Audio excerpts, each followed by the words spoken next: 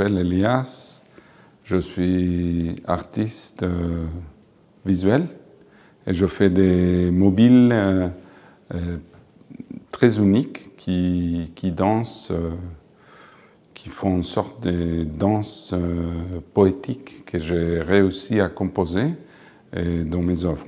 J'ai eu l'idée de créer ces mobiles devant un cube de nylon de Jesus Soto.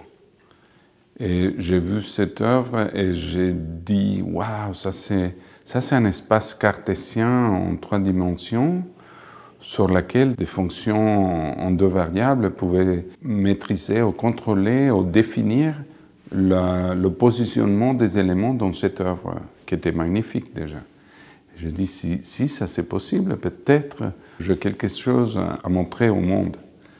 Et ça, c'était la première idée. La première œuvre que j'ai créée, qui était un filet horizontal, c'était la Maya Electrocinética 1. Et pour la fabriquer, ça m'a pris 2 années. Je n'avais jamais fait une, je ne savais pas comment les faire. J'ai dû développer et inventer de nouveaux systèmes. Pour moi, un nouveau système, et je ne trouvais pas des composants qu'on pouvait acheter déjà préélaborés. Il fallait acheter des choses très basiques et tout assembler, voir que ça marchait, connecter un ordinateur, le programmer pour créer cette danse. Donc ça, c'était une première fois unique. Parce que pour la deuxième, j'avais déjà fait la première et ça, c'est un peu plus fluide pour la fabrication de l'œuvre. Et à fur et à mesure, j'essayais de trouver de nouvelles propositions géométriques ou matérielles, en utilisant le même système que je venais de développer. Qu'est-ce que je peux faire d'un peu différent et pour expérimenter avec les possibilités. Et dans ce parcours, à un moment donné, je décide d'essayer avec des triangles. Et aussi, à un moment donné, j'avais déjà travaillé avec des éléments en plexi fluorescent.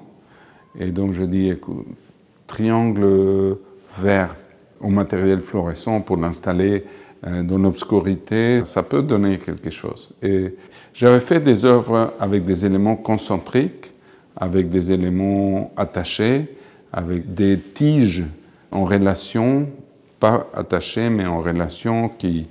Le mouvement coordonné, ça crée un groupe. Quand le mouvement commence à être coordonné, même si les éléments qui bougent ne sont pas attachés les uns les autres, le fait qu'il y ait un mouvement coordonné qui les relie visuellement, qui les relie dans sa relation spatiale, on voit l'ensemble comme d'une même catégorie. On voit un tout, une unicité. Et ça m'intéresse aussi. Et ça arrive dans cette œuvre qui c'est un alignement parallèle en série de triangles, qui à un moment donné, ils s'organisent et dansent très doucement ensemble. Et à un autre moment, ils se déconnectent les uns des autres, ils partent dans toutes les directions. Et là, il s'est converti, l'objet, en une autre chose. Il laisse un peu son identité d'un être et devient beaucoup de petits êtres séparés. Et après, il se relie encore une fois et devient encore une unité. L'élément final est peut-être un des plus importants pour moi, où j'imprime le plus de créativité, que c'est la danse ou la composition chorégraphique.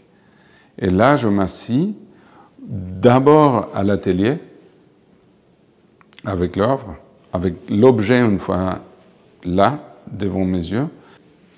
J'ai ma console, que c'est un logiciel, et que c'est une interface utilisateur qui me permet relativement facilement de définir des formes et les ajouter à fur et à mesure que c'est les formes qu'à ce moment-là je trouve bien, les ajouter en séquence. et les échanger, et définir la vitesse entre les uns et les autres. Et s'il va y avoir un peu de variation aléatoire dans sa configuration. Et c'est comme ça que je passe un moment, ça peut être 2-3 jours, à faire la composition. Après, quand j'installe l'œuvre sur place, je fais des modifications, peut-être j'ajoute des formes que l'espace peut m'inspirer, et là, la danse est finie.